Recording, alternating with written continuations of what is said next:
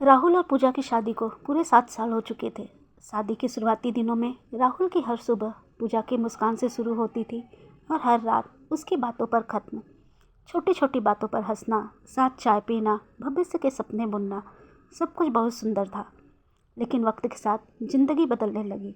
जिम्मेदारियां बढ़ी, खर्चे बढ़े और राहुल की नौकरी पहले से ज़्यादा समय मांगने लगी। वह सुबह जल्दी निकलता और रात देर से घर लौटता। पूजा हर दिन उसकी राह देखती, लेकिन अक्सर उसके हिस्से सिर्फ खामोशी आती। पूजा घर संभालती, बच्चों की पढ़ाई, सास ससुर की देखभाल और राहुल की पसंद नापसंद का पूरा ध्यान रखती।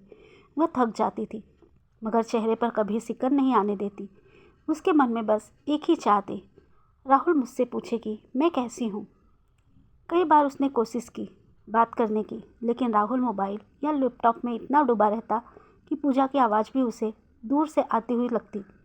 धीरे धीरे पूजा ने बोलना कम कर दिया। उसकी हंसी फीकी पड़ने लगी और आंखों में एक अजीब सी उदासी बस गई। एक रात पूजा की तबीयत अचानक बिगड़ गई।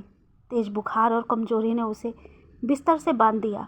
उसने राहुल को फ़ोन किया, लेकिन राहुल एक ज़रूरी मीटिंग में था। उसने बस इतना कहा, दवाई ले लो, मैं देर से आऊँगा। उस रात पूजा अकेले अस्पताल में बैठी रही।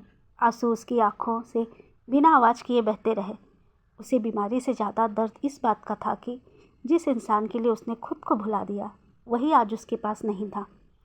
कुछ दिनों बाद पूजा ने अपनी भावनाएं एक डायरी में लिखनी शुरू की। वह लिखती, मैं मजबूत हूँ, लेकिन पत्थर नहीं। मुझे भी सहारे की ज़रूरत है। मैं शिकायत नहीं करती, इसका मतलब ये नहीं कि मुझे दर्द नहीं होता। एक दिन राहुल को अलमारी साफ करते वक्त वही डायरी मिल गई। उसने यूं ही कुछ पन्ने पलटे और फिर पढ़ता ही चला गया। हर शब्द उसके दिल में चुभता चला गया। उसे एहसास हुआ कि जिस खामोशी को वह पूजा की आदत समझता रहा, वह दरअसल उसकी टूटी हुई उम्मीदें थी। राहुल की आंखें नम हो गई। उसी शाम वह जल्दी घर आया। पूजा चुपचाप रसोई में काम कर रही थी।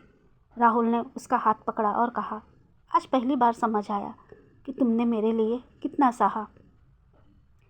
पूजा कुछ नहीं बोली, बस उसकी आंखों से आंसू बह निकले। राहुल ने उसे गले लगाकर कहा, अब मैं सिर्फ कमाने वाला पति नहीं, तुम्हारा साथी बनना चाहता हूँ। उस दिन के बाद राहुल ने समय निकालना सीख लिया।